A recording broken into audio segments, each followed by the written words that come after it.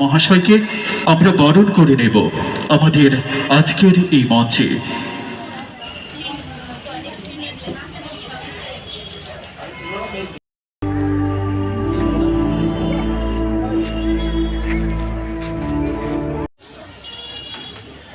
আমরা অতিথিদের বরণ করে নেব।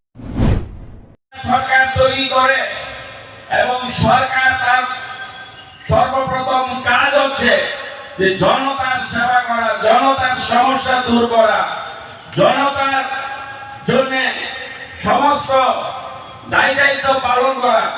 এই যে একটা সরকারের তার নৈতিক কর্তব্য, আর সেটাই হচ্ছে সুশাসনের আসল কাজ।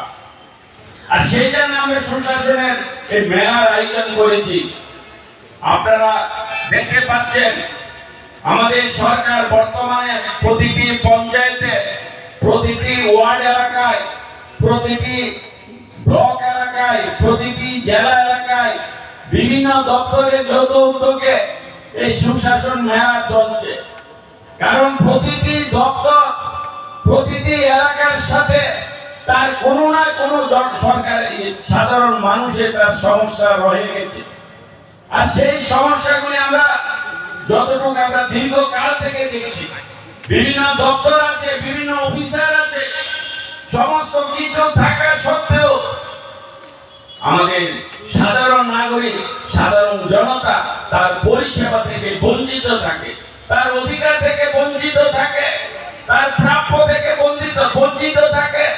তার যে সমস্যা, সেই সমস্যাকে যে কিভাবে দূর করবে তার যে চেষ্টা একটা সরকার তার করা উচিত, সেই কাজগুলি হয়। নায়ক প্রধানমন্ত্রী বলছিলেন লড়াই লড়াই লড়াই চাই, লড়াই করতে করতে ছাত্ররা নেই। আজকে আমাদের সরকার 4.5 বছরে 700 থেকে 2000 করে দিয়েছি। আর সবার জন্য যারা পেনশন হোল্ডার আছে সবার জন্য, সেখানে লাল, নীল, গেরুয়া, সাদা, সবুজ কেউ নেই। 700 থেকে 2000 মানে 3 গুণ বেশি, 100 টাকা কম। সেটা খালি না, আরো 30,000 লোককে পেনশন দেওয়ার আমরা ব্যবস্থা করছি।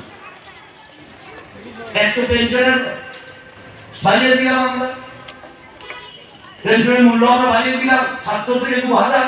এরপর আবার সোশ্যাল পেনশন 30,000 লোকে দেওয়ার ব্যবস্থা করছি। অ্যাসেম্বলিতে আমি যখন কথা বলেছি বাজেটে, আমি যে রাজ্যের অর্থমন্ত্রী, আমাকে একজন বিধায়ক বললো, আরে কোথায় বাড়িয়েছেন আপনার ঘরের নাম কি?